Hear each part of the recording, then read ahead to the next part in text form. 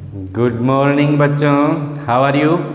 बच्चों, आज के लेक्चर में हम बात करने वाले हैं एक तो ब्लैक बॉडी रेडिएशंस, कृष्णिका विकिरण, और फोटो इलेक्ट्रिक इफेक्ट, प्रकाश वैद्युत प्रभाव। ये दोनों ही ऐसी घटनाएं हैं जो प्रकाश की कणीय प्रकृति के द्वारा समझाई जा सकती हैं। और हमने पिछले लेक्चर में बात की थी प्लांक्स क्वांटम थ्योरी की। प्लांक्स ने बताया था कि जो इलेक्ट्रोमैग्नेटिक रेडिएशंस होती हैं, जो वैद्युत चुंबकीय विकिरण होती हैं, उनकी कणीय प्रकृति होती है। प्लांक ने इनकी कणीय प्रकृति को समझाया था। प्लांक ने कहा था कि ये इलेक्ट्रोमैग्नेटिक रेडिएशंस ऊर्जा के छोटे छोटे पैकेट से मिलकर के बनी होती हैं, और ऊर्जा के इन छोटे पैकेट्स को कहा गया था क्वांटम। और एक से अधिक पैकेट होते हैं तो उनको बोलते हैं क्वांटा। एक के लिए क्वांटम, एक से अधिक है तो क्वांटा। और हमने बात की थी कि एक क्वांटम की जो एनर्जी होती है वो E किससे बराबर होती है? E इक्वल होती है h न्यू के। प्लांक के अकॉर्डिंग E इक्वल होता है किसके? h न्यू के। ठीक है।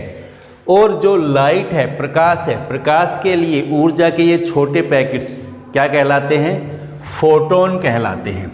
और फोटोन की ऊर्जा भी किसके बराबर होती है? h न्यू के बराबर होती है। इसको हम इस तरह भी लिख सकते हैं, E equal to H C upon lambda. ठीक है। यहाँ न्यू का मतलब क्या है? फ्रीक्वेंसी। और हमें पता है न्यू इक्वल होती है किसके? C अपॉन लैम्डा के। इसलिए हम क्या लिख सकते हैं इसको? E बराबर एच सी अपॉन लैम्डा भी लिख सकते हैं। ठीक है। यह है एक क्वांटम की एनर्जी या एक फोटोन की एनर्जी। ठीक है। अब हम बात करेंगे पहले कृष्णिका विकिरण की, ब्लैक बॉडी रेडिएशंस की। देखो बच्चों, कोई भी वस्तु है, जैसे ये कोई वस्तु है, इससे सफ़ेद प्रकाश टकराता है। ठीक है। अब सफ़ेद प्रकाश का कुछ भाग तो इसमें क्या होता है? अवशोषित हो जाता है। कुछ भाग क्या हो जाता है? परावर्तित हो जाता है। ये परावर्तित विकिरण टकरा करके परावर्तित हो गए। और कुछ विकिरण ऐसी होती हैं, कुछ भाग ऐसा होता है जो इसमें से सीधा गुजर जाता है। ठीक है। तो तीन तरह की विकिरणें दिखाई दे रही है अपन को। ये तो क्या हो गई? अवशोषित हो गई इसके अंदर।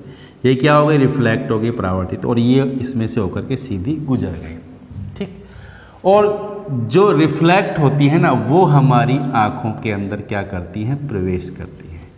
और जिस रंग की तरंग दैर्ध्य की विकिरण हमारी आँखों में प्रवेश करेंगी, वस्तु का वैसा ही रंग हमें दिखाई देगा। ये ध्यान रखेंगे। हमें पता है सफ़ेद रंग का जो प्रकाश है वो 7 रंगों से मिलकर के बना होता है। VIBGYOR, VIBGYOR।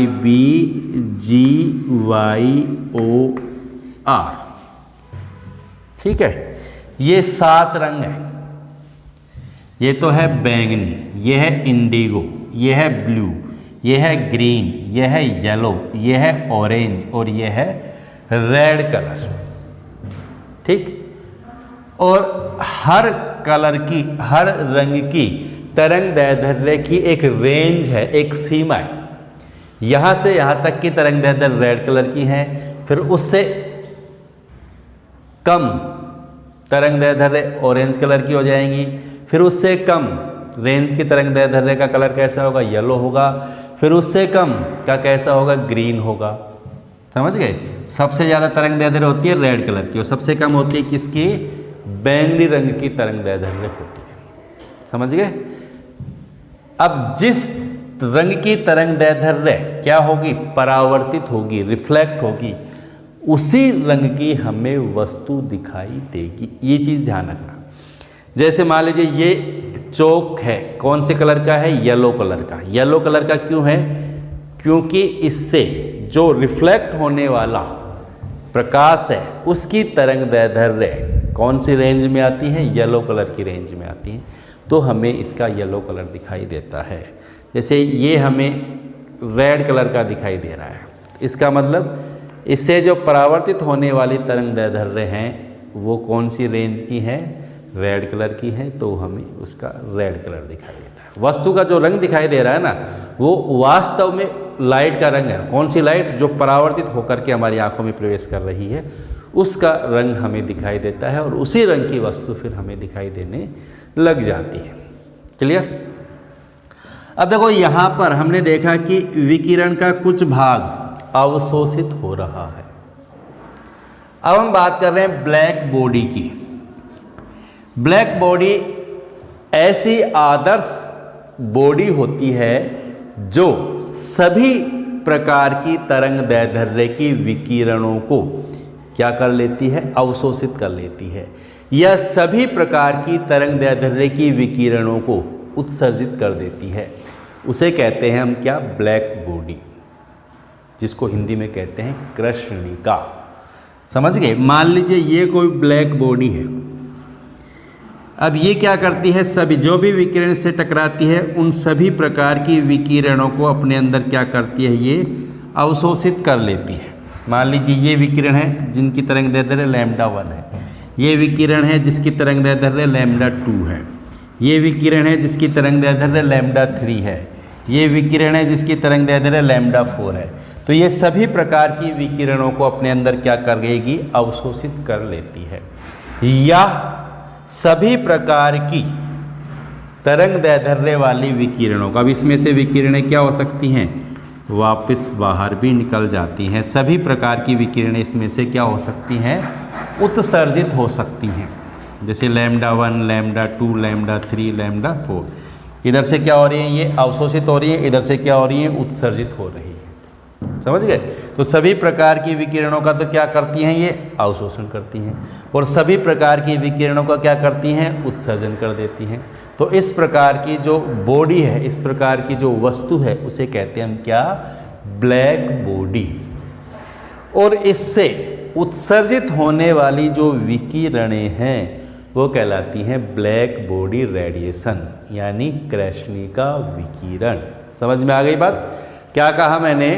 ऐसी आदर्श वस्तु जो सभी प्रकार की विकिरणों का, यानी सभी प्रकार की तरंग दैर्ध्य वाली विकिरणों का अवशोषण कर लेती है, या सभी प्रकार की तरंग दैर्ध्य वाली विकिरणों का उत्सर्जन कर देती है, उसे कहते हैं हम ब्लैक बॉडी, यानी कृष्णिका।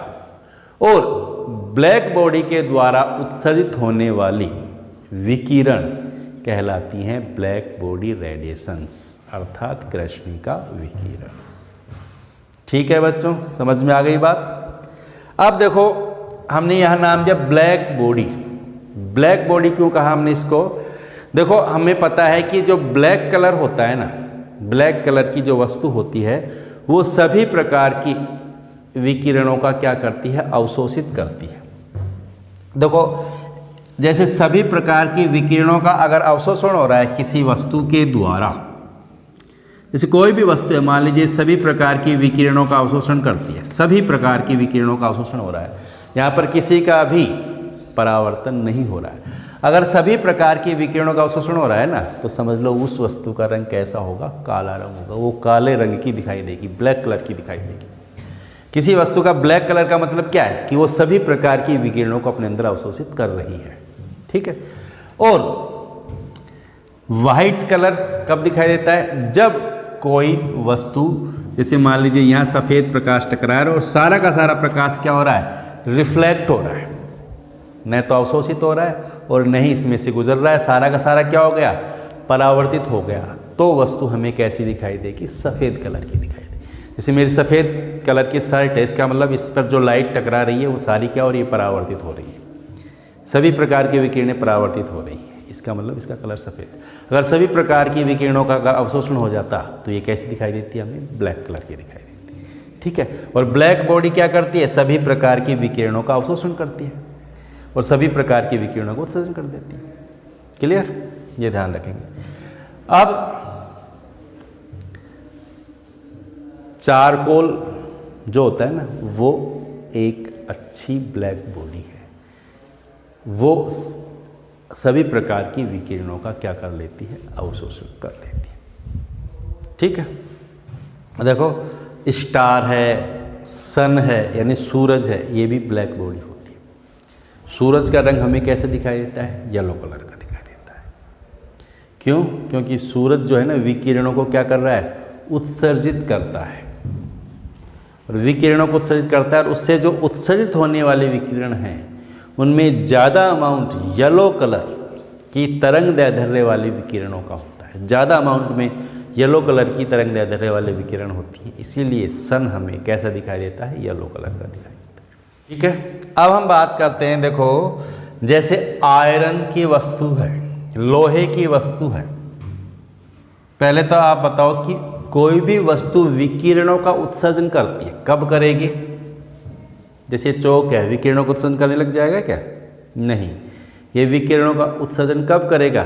जब इसका टेम्परेचर इसके सराउंडिंग यानी इसके चारों तरफ का जो टेम्परेचर है उससे ज़्यादा अगर इसका टेम्परेचर हो जाएगा तो इससे विकिरणें क्या होंगी, उत्सर्जित होंगी। ये ध्यान रखेंगे। तो कोई भी ऑब्जेक्ट विकिरणों का उत्सर्जन कब करता है? जब उसका टेम्परेचर उसके चारों तरफ के टेम्परेचर से ज़्यादा हो जाता है। ठीक है, अब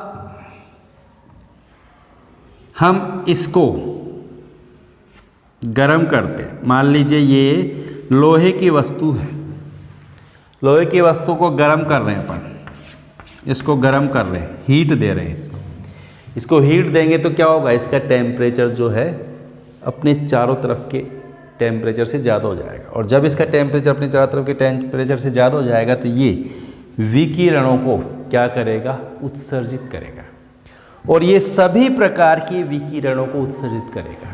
यानी क्या होगा, ये ब्लैक बॉडी की तरह बिहेव करेगा। ब्लैक बॉडी क्या बताई हमने, जो सभी प्रकार की विकिरणों का क्या करे, उत्सर्जन करे। तो ये सभी प्रकार की विकिरणों को क्या करेगा, उत्सर्जित करेगा। सभी प्रकार की विकिरणें, हर तरंग दैर्ध्य की विकिरणों का उत्सर्जन करता है। ठीक, समझ गए क्या कहा मैंने? ये लोहे की वस्तु है, इसको हमने गर्म किया, गर्म करने पर क्या होगा, इसका टेम्परेचर बढ़ जाएगा। टेम्परेचर बढ़ जाएगा तो इसका टेम्परेचर अपने चारों तरफ के टेम्परेचर से ज़्यादा हो जाएगा, जिसके कारण क्या करेगा, ये विकिरणों का उत्सर्जन करेगा। इससे सभी प्रकार की विकिरणों का उत्सर्जन होगा, यानी ये ब्लैक बॉडी की तरह बिहेव करेगा। सभी प्रकार की विकिरणें इससे उत्सर्जित होंगी, λ1 तरंग दैर्ध्य की हो चाहे λ2 की हो, λ3, सभी प्रकार के तरंग दैर्ध्य वाले विकिरणों का क्या कर रहा है, ये उत्सर्जन करता है। ठीक है, यानी ये ब्लैक बॉडी है। ठीक, अब आपने लोहे की वस्तु को कभी गर्म किया हो या किसी को गर्म करते हुए देखा हो, तो आपने क्या देखा है कि जब लोहे की वस्तु को गर्म करते हैं तो गर्म करने पर कुछ समय बाद उसका जो कलर है वो रेड कलर का हो जाता है। ठीक है, देखा है आपने, रेड कलर का हो जाएगा। उसके बाद में जब उसको और ज़्यादा गर्म करेंगे, जब उसका टेम्परेचर और ज़्यादा बढ़ जाएगा तो उसका कलर ऑरेंज, फिर येलो, फिर ग्रीन, फिर ब्लू, फिर इंडिगो और फिर वॉयलेट हो जाएगा। यानी सबसे पहले रेड कलर होगा और रेड से किसकी तरफ जाएगा, वो वॉयलेट की तरफ जाएगा, बैंगनी की तरफ जाएगा। ऐसा क्यों होता है? क्यों? लोहे की वस्तु को गर्म करने पर उसका रंग चेंज होता है टेम्परेचर इंक्रीज होने पर। इसको हम प्लांक की क्वांटम थ्योरी से एक्सप्लेन कर सकते हैं।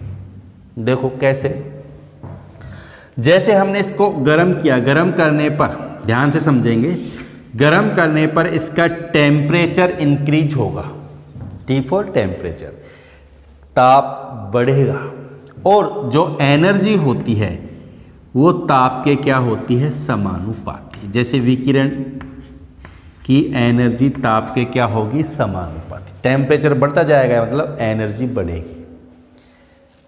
समझ में आ गई बात? टेम्परेचर इंक्रीज हो रहा है, इसका मतलब एनर्जी इंक्रीज हो रही है।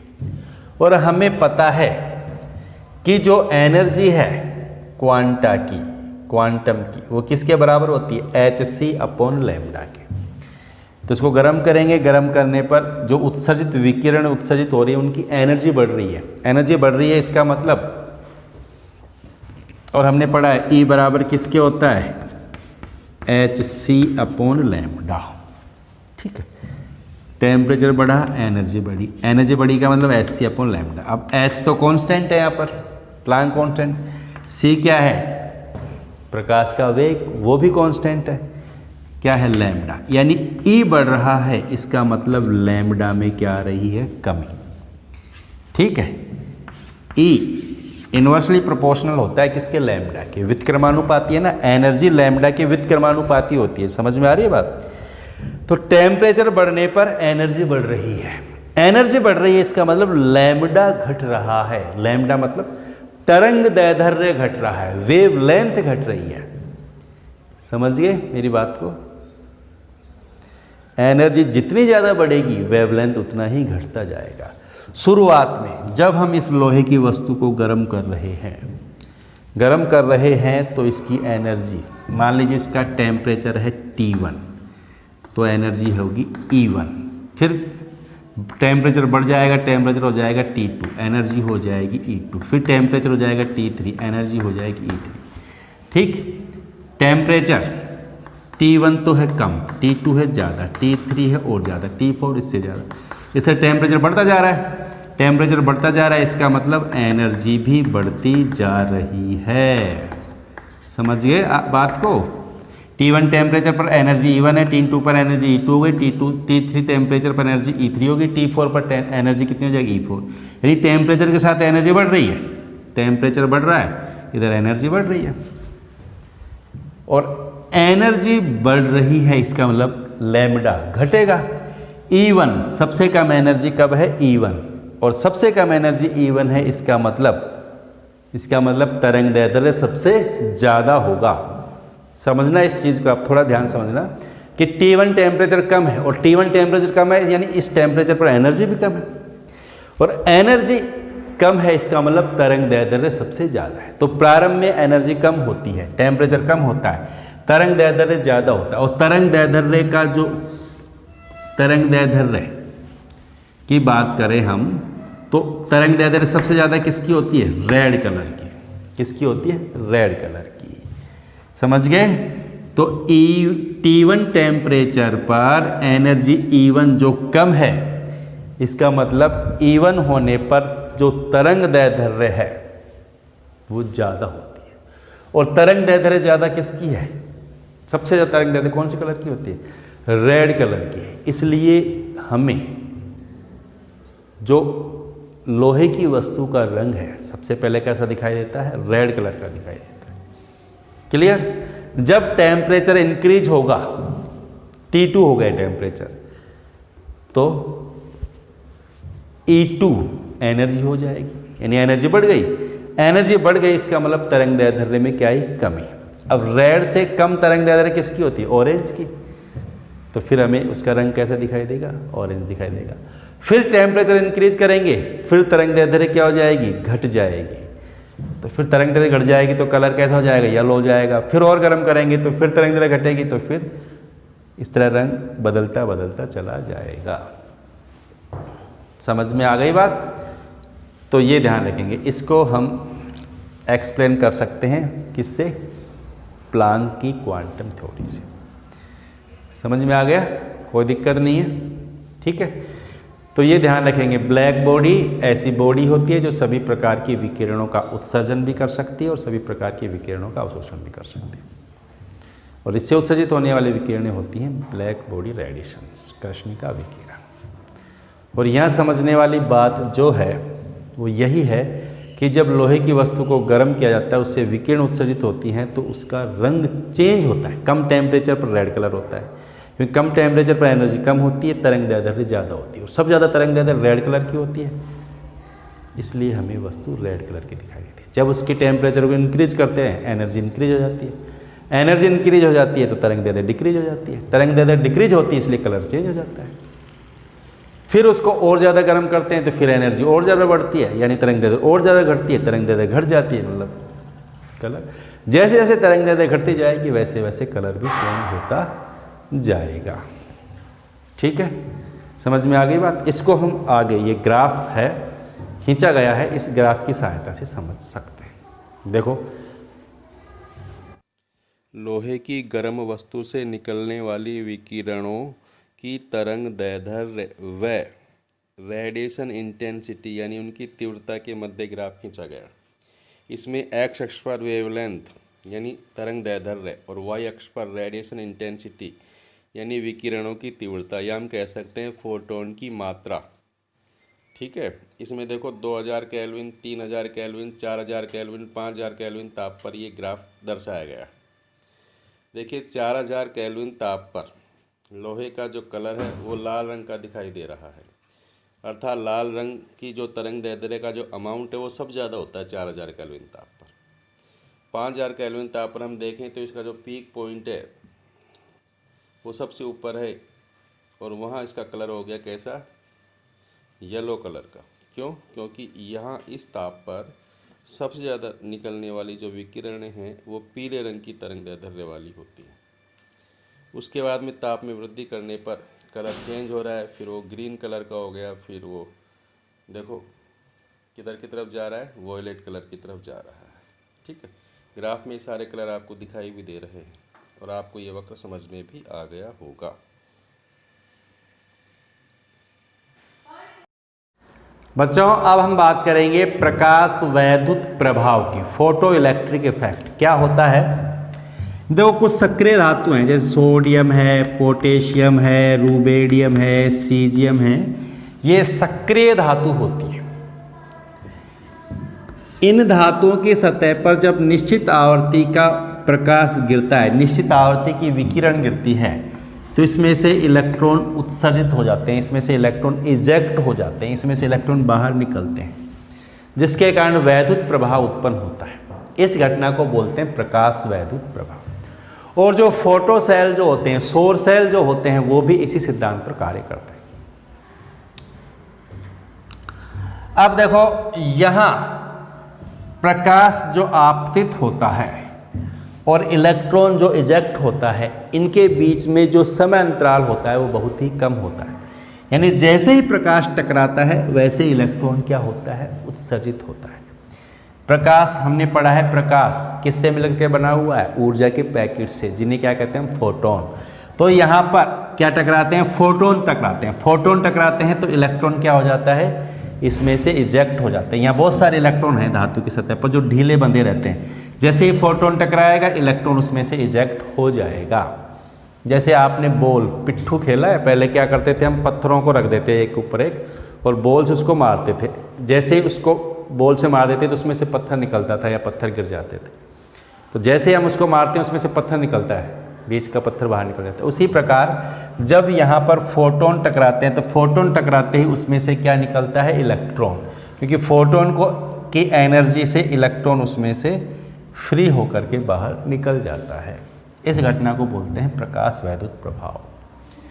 ठीक है, अब यहाँ कुछ बातें हमें पता होनी चाहिए, ध्यान रखनी चाहिए कि ये जो इलेक्ट्रॉन उत्सर्जित हो रहे हैं इनकी संख्या डिपेंड करती है प्रकाश की तीव्रता पर। इलेक्ट्रॉन की जो संख्या है, निकलने वाले इलेक्ट्रॉनों की जो संख्या है किस पर डिपेंड करती है, प्रकाश की तीव्रता पर। तीव्रता जितनी ज़्यादा होगी उतने ही ज़्यादा इलेक्ट्रॉन निकलते हैं। दूसरी बात, इलेक्ट्रॉन निकलने और प्रकाश के टकराने के मध्य गैप बहुत कम होता है, और ये गैप होता है लगभग कितना, 10⁻⁸ सेकंड का, जो बहुत ही कम है। यानी जैसे ही प्रकाश टकराता है तुरंत इलेक्ट्रॉन उसमें से उत्सर्जित या इजेक्ट हो जाते हैं।